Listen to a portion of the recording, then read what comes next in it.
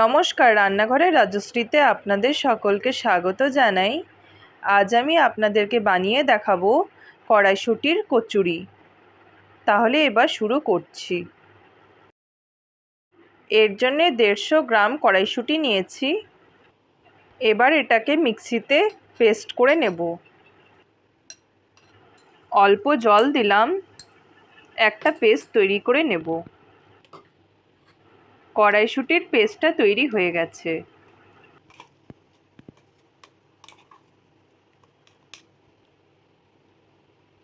কড়াই গরম করে অল্প সাদা তেল দিয়ে দিলাম।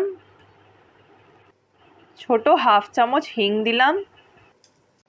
একটু নেড়ে নেওয়ার পর 1 চামচ করে জিরে গুঁড়ো, ধনে গুঁড়ো আর হাফ চামচ লাল লঙ্কার গুঁড়ো আর হাফ চামচ হলুদ গুঁড়ো দিয়ে দেব।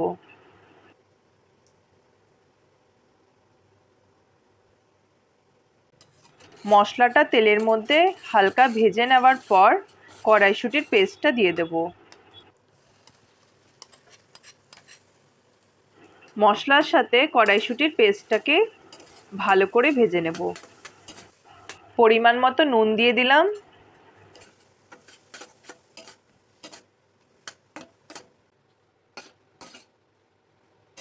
পুরটা অনেকটা ভাজা হয়ে এসেছে। এবার এর মধ্যে 1 চামচ বেসন দিয়ে দিলাম, যাতে পুরটা একটু ড্রাই হয়ে যায়। পুরটা অনেকটা শুকনো হয়ে এসেছে, এবার নামিয়ে নেব। এবার ময়দাটা মেখে নেব। ছোট 2 বাটি ময়দা নিয়েছি। পরিমাণ মতো নুন দিলাম। বড় 3 চামচ সাদা তেল দিলাম আর এর সাথে অল্প ঘি দিলাম। সবগুলোকে ভালো করে মিশিয়ে নিচ্ছি। ময়ান দেওয়া হয়ে গেছে। এবার অল্প অল্প জল দিয়ে ভালো করে মেখে নেব। কচুরি বানানোর জন্য ডোটা তৈরি করে নিলাম। এখান থেকে ছোট ছোট করে লেচি কেটে কচুরিটা বানিয়ে নেব। প্রথমে আমি একটা অন্য রকমের শেপের কচুরি বানিয়ে দেখাচ্ছি।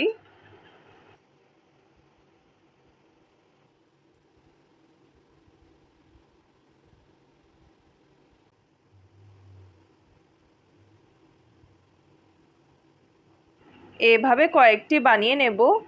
এরপর গোল শেপের কচুরি করে দেখাবো।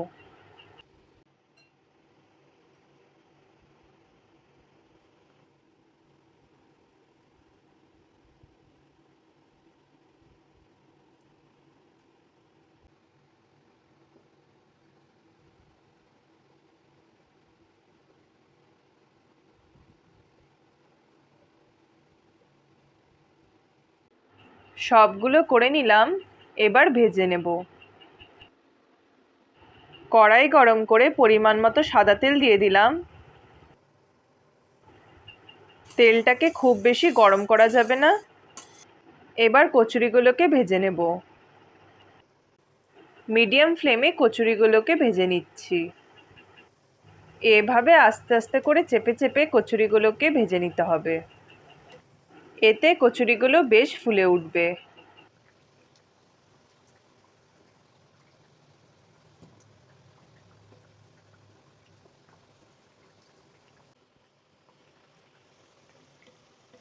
হয়ে গেছে, এবার তুলে নেব।